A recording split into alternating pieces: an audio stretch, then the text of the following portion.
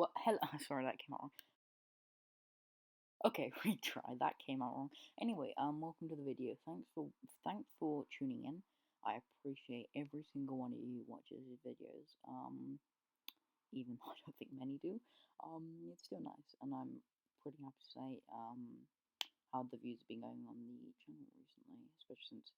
I mean, it might not seem big, but for me, it's a really big achievement getting a video to nearly 50 views in like 2 days. It's pretty cool. Obviously, like that's gonna vary, but personally, I thought it was pretty cool. Yeah, please like, subscribe, and comment whatever you want. Yeah, whatever the fuck you want, just go comment it. Also, what I'm gonna do, I'm planning on doing that. A little secret. I'm gonna do just a 10 minutes of me swearing compilation. I think that'd be kind of funny. Let me know what you guys think of it though, because I might do that, but the video probably get taken down. Oh, anyway, let's go on to the list. So coming in at number 7, I think it's number 7. I can't remember. Is it number 7?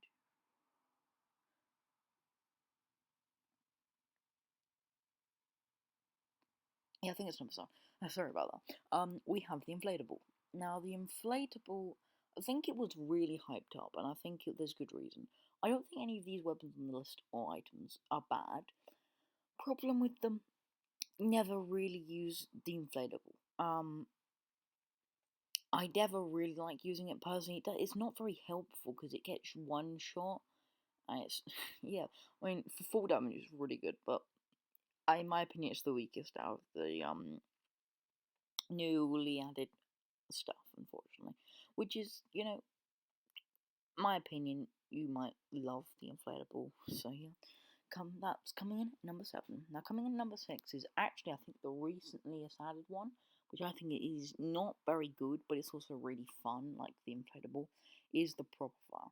Now, I think this has a bit more use because you could hide a bit better, which you can't really do with the inflatable. But it's just, it doesn't. There's no like, I don't know. I don't think I would ever really use it.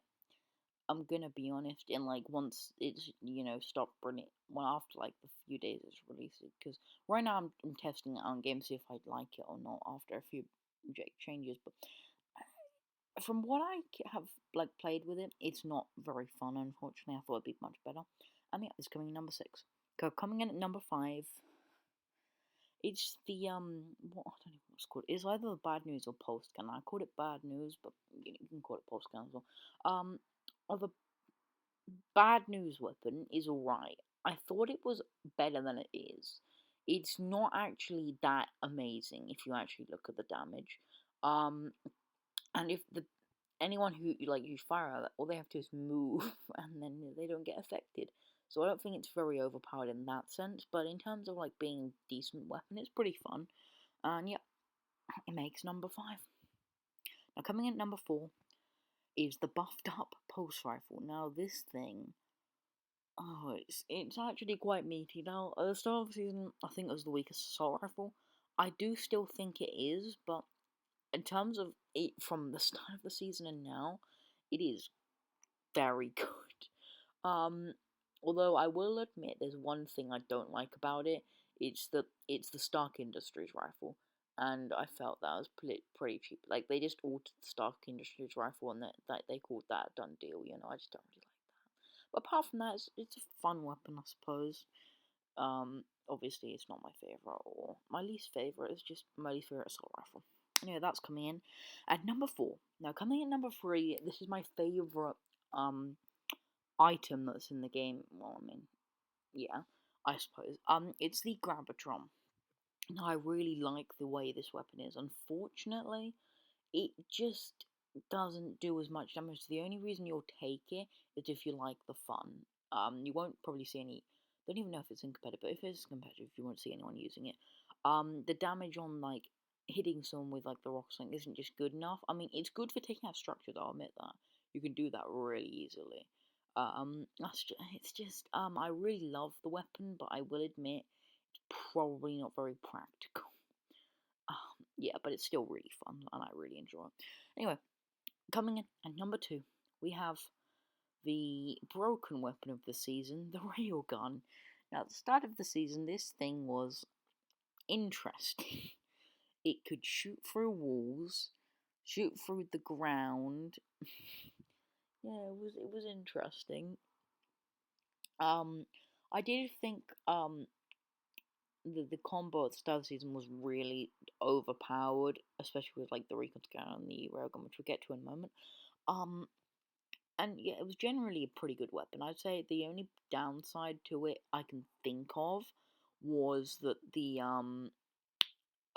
red laser like showed your position, but at the start of the season, no one knew that what that was. I didn't even know what that was, so it was interesting. Yeah, it was pretty fun, but would I say it was my favourite of the season? No, because it's not coming in at number 1, is it?